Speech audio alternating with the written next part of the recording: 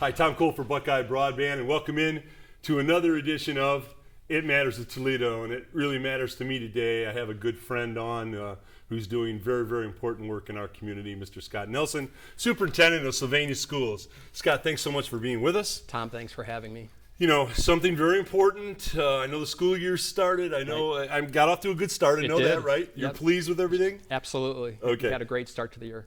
We've got an important levy coming up for Sylvania schools. And let me just say this off the top, Scott. 13 years we've been associated with you, with Sylvania schools, in all your sports. We've worked with your teachers and your coaches and your kids. And I got to tell you, it's one of the best school systems I've ever been associated with. Best people, best kids. You're doing incredible work in the community. And you've got an important levy coming on the ballot this time. I know it's 5.7 mil. Correct. I think for a person with a $100,000 home, it's $199 for the year.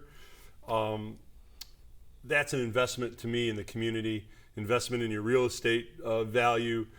Talk about the levy. Correct. It's a 5.7 levy ask, 4.7 of which is for operating expenses, and 1.0 of that levy ask is for permanent improvement. So our needs are great, and as you indicated, Tom, that I'll even add a little bit of extra information. The average home value in Sylvania is around $175,000. Yes. And so that equates to about $28 per month. When you think about your monthly household budget, that's a really good way for people to understand how that could work into what they are investing in terms of the community. You know, Scott, we were talking off air. A family, besides a mom and dad, besides their children, who are most dear to them, the biggest investment that you have is your house. And I've seen other communities where the school systems weren't supported, right? And you had to cut and cut and cut down to where sports were gone, extracurricular activities were gone. And to me, if you don't have those things, it's not a school. I mean, those things are so vital. And you had to cut staff so if you don't pass the levies, you're really devaluing your own property per se. Correct. All those things you mentioned, from extracurricular activities, athletics, classes, staffing, that is the entire experience for students at Sylvania schools. So it is exactly what we're working on, is to proving our value to the community, and by doing that in terms of the experiences our kids get. Because ultimately what's going to happen is those kids are going to come back, settle in our community. They're going to take care of you and me. And the fact is that when property values are good, that research indicates that that's because you have a good school system. Right. And Sylvania Schools plays an integral role in the Sylvania community. We're the second largest employer, and over 50% of our staff live in Sylvania and feed money into the economy. So those things all play a role in, as you indicated, the home values for people, which is usually their largest investment. It's got a personal story, but I've heard this repeated. I can't tell you how many times people have said this to me, but my own daughter, who's an attorney and her husband's a professional, and they have 3 wonderful kids, young kids, and they're the 6, 4, 2 stage, and they had a nice house, they had a nice neighborhood, they loved their environment, but they moved to Sylvania, and they moved to Sylvania for one reason only: the schools. And I've heard that played out a lot. So That's the ultimate compliment, I would think, as superintendent, because you've heard it. Sure. That's the ultimate compliment. People are saying, we're moving into your district because we believe in your teachers, your coaches, your administration, and the education that our children will get. Right. You're right. And one of the things that makes me most proud of as the superintendent is we work hard to help every student succeed. We have approximately 7,500 kids in our district. And what people may not know is we have approximately 1,100 students that are with special needs or special education. And we have about 180 students that are our English second language or ESL students. And all these kids have needs. We gladly want those kids. We want to work to help them be successful. And a quick story is, a lot of our ESL kids, those kids are coming right from overseas into our schools and not knowing English and those things. We're working hard at trying to help them and create programs and systems to make them successful. But many of them have post-traumatic stress syndrome. Right. And that's a new thing for us. And we're trying to get that under, to figure that out as well. It's interesting to me, and kudos to you. That's what America is. Right. What you just encapsulated there, that is America. Right. And but I've always found, Scott, that we had a foreign exchange student come into our house in a student program, and I found it made us better people. Right. You know, I think when those youngsters come from a different experience and you learn about them and you learn how good you have it, Right. number one. Right. And do you find that it's enriching for the other students when these kids from another country come and assimilate into your school? We do find that, whether it's kids from other countries or special needs kids, or even we've been working really hard the last couple of years on providing additional mental health support for our students. That kids, countless stories of students in groups rallying around kids that are either new to our system, maybe don't fit the typical type of mode of what a student is, and helping them, so their own peers helping them assimilate, be successful on a day-to-day basis, and it's really just something that it's hard to describe. I'll give you an example. One of our high schools, Southview High School, last spring raised a little over $15,000 for mental health initiatives and gave it to NAMI, and it's a wonderful, wonderful thing. It makes young people, I think, Scott, more aware of the world around them. Sometimes, we all get insulated in our little bubble, whatever that is, and we get comfortable with it, but it makes you get outside yourself and realize that, boy, there's a big world out there, and I'm just a small part of it, and I've got a lot to learn about life, and I think it's a tremendous, tremendous learning experience. Your approach to the levy, how are you approaching this? Obviously advertising, and we're hoping that I know people will watch you and they'll appreciate your good words today. What's the approach to the levy? Well, the approach to the levy is to help educate our community as to the value of what Sylvania Schools offers. And as you can see by my T-shirt, I like the Schools, T-shirt. I love it. Sylvania, I love it. And that really speaks to the heart of what we're trying to get at.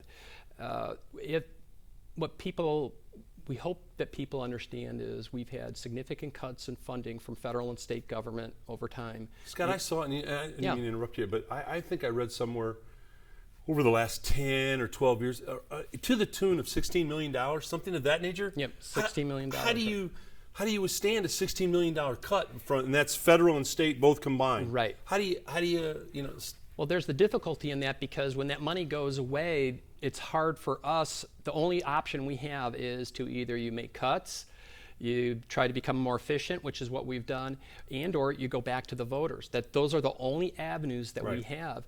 And I think what people may not understand, Tom, is, for example, our last levy that passed was in 2011, so it's been 5 years. That money stays constant no matter what. It doesn't matter how much growth or anything that happens in our community, but our costs go up. So you have this, so there's no way for us to account for inflation unless we're making cuts or coming back to the voters to ask for more money. Scott, I think the good news that's here is, number one, we're so appreciative of our relationship with the Sylvania schools at BCSN. You have been incredible to us, and we're greatly appreciative. But I interviewed a couple of economists not that long ago, futurists, and really sharp people, and they examined our area, and they said that we're on the precipice of, they break it into seasons, but spring, they called it a spring economy. In other words, we are ready to really grow again and to really become vibrant again. So, maybe with that happening, with jobs being better, the economy getting better, the outlook being better, maybe that'll make people more open to helping our schools. Sure, and that would certainly be our hope. When you speak about being on the precipice of this spring, it talks about our future. So our future is we have to give our students, our kids, the tools to be successful. And it's not like it was when you and I were in school or our parents. It's digital, it's social media. Totally different. Yeah, it's like one-on-one computing, which we're not quite there yet. That's why we need the additional funds. And to do that, things change quickly, and our students need to be able to adapt quickly to the economy, to the changing world.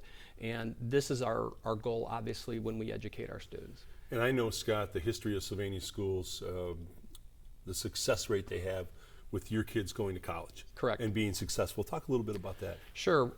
Sylvania Schools has a long history of getting kids ready for college, whether it's 4-year, 2-year, military service, wherever they may go. It's approximately 91 to 92% of our kids go on and are contributing members of society. And for that, one of the things I would say is, with the passage of this levy, we are focusing on that 8% as well. Well, I don't want people to think that these kids are just over there. What can we do to get those kids Right. and increase that so that our kids can find their passions in life and be effective and engaged citizens? Scott, what I get universally in a theme that is coming out in our conversation is, which I love, is you care deeply about all the kids. Mm-hmm. You know, sometimes some group of kids get kind of put to the side, you know, and say, Right. well, we do a great job with these kids, but well, these kids, you know, and I love the fact that they're all your kids, and you want to make sure that they all get what they need, and those needs are different. I mean, maybe some kids are going to not go to college and go to a trade school.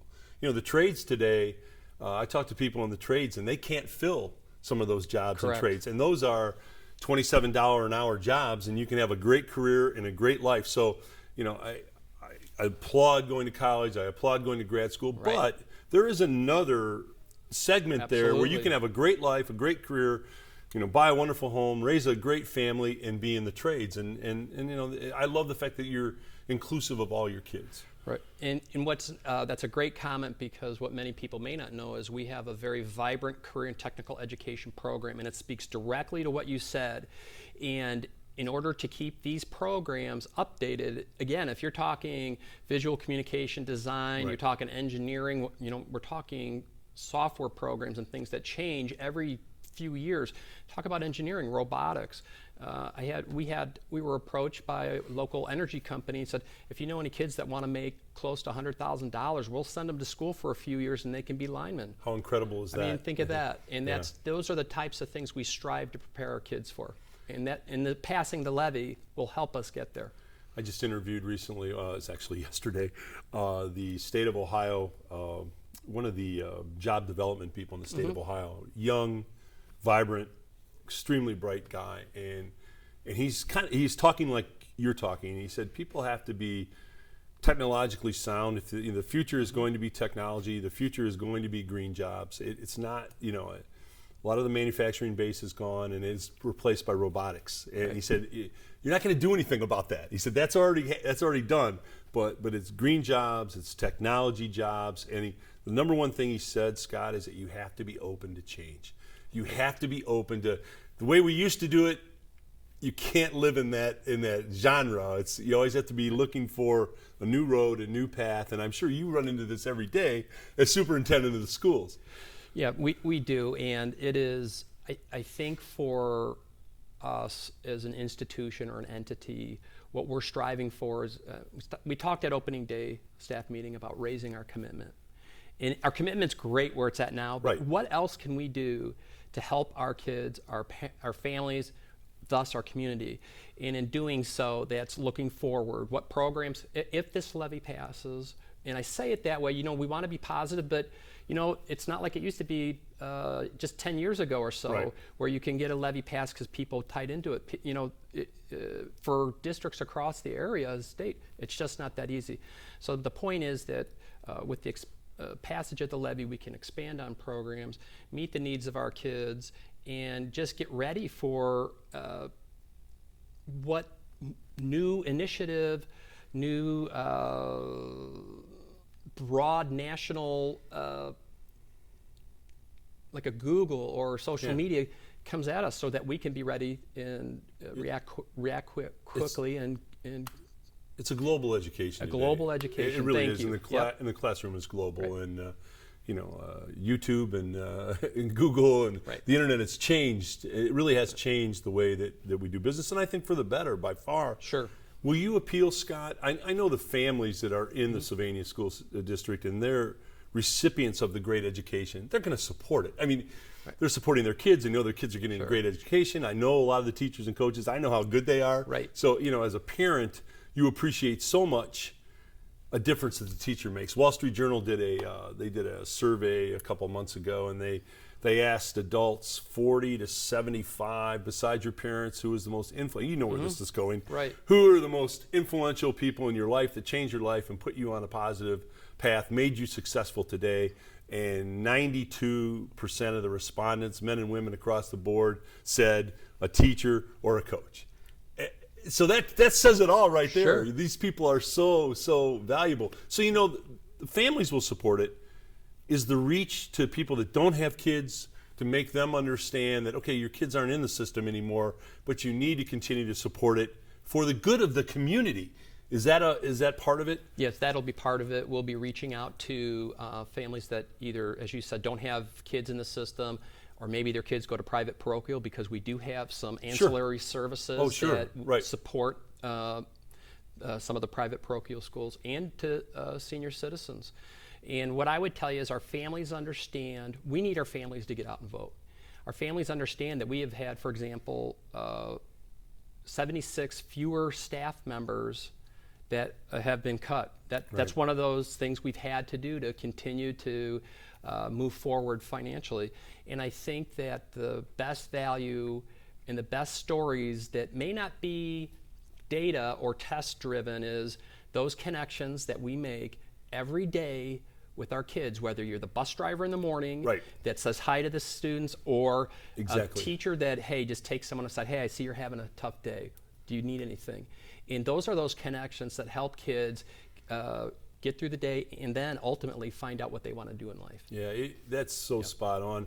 I've been in education in some form all my life, Scott, and it's amazing. You never know the one word that you say to a youngster, how you doing today? And to you it might just be I'm just being gracious, or I'm just being nice. But the fact that you stopped and asked them how they were, they could have been having a horrible day or dealing with a problem at home that you have no idea that they're dealing with. But the fact that somebody showed interest and cared, makes all the difference. It truly does.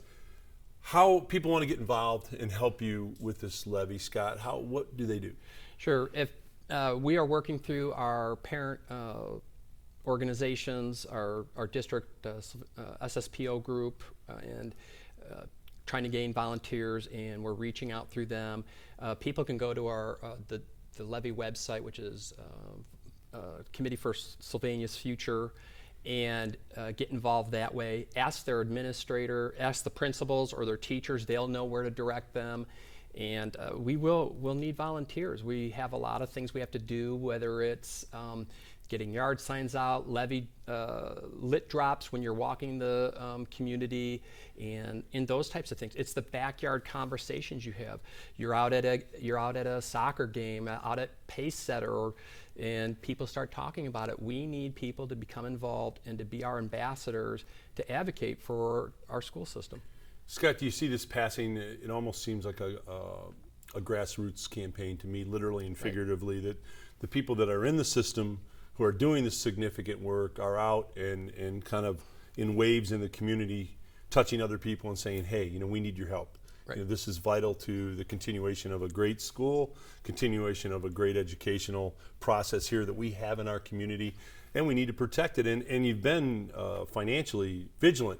You've had to cut. I saw you said 65 or 68. Unfortunately, 76. 76. Staff. So you've cut back because of the loss of funding. It's not like you're going out and spending wildly. You've cut back, and you're still providing this great service. But there comes a point in time when the cuts will eventually take away part of that service. Right, and you're exactly right. I'm confident that we'll get this levy passed, but we are at a tipping point. Unfortunately, if it doesn't go, this failure will change the face of the district, and we may not be able to recover from it. And that is my ultimate concern. It will change what Sylvania has stood for so many years, going back to when there was just Burnham High School. Right.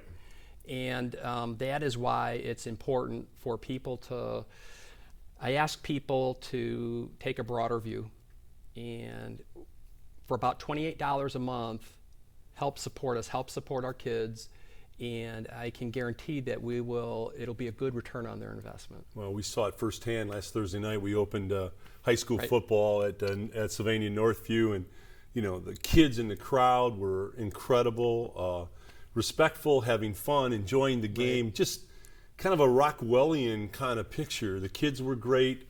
The band was great. The cheerleaders were great. Your football team did well. Yeah, we chatted with your head coach, Coach Downing. He was super to us. We had to bring him back 3 or 4 different times, and he couldn't have been more gracious. Right. But the whole picture was what education should be. It was a well-rounded, great experience for anybody who was there. And it included kids in all different, not just the athletes, but the band kids who work hard, the cheerleaders who work hard. So we thank you for allowing us to open up high school football at your place. It was very successful. Well, we're happy that you were able to be there. And what I would say is we're thankful for our relationship with you, but more importantly, we're thankful for our relationship and our part in what we play in the Sylvania community. We've got great city township services, hospital systems, a university. I mean, and we're an integral part of that. And we're thankful for our families because we get these kids that come in and we play a major role in their development. And we want to continue to be able to do that at the highest level. Well, Scott, John Kennedy said one time that one person can make a difference and everyone should try, and you are a great example of a guy making a difference every day. We're so proud of the effort you're making, proud of your teachers and coaches and kids, and anything that we can do to help you with the levy, we know you're going to get it passed. Thanks for being with us today, Scott. Appreciate it. Tom Cole for It Matters of Toledo.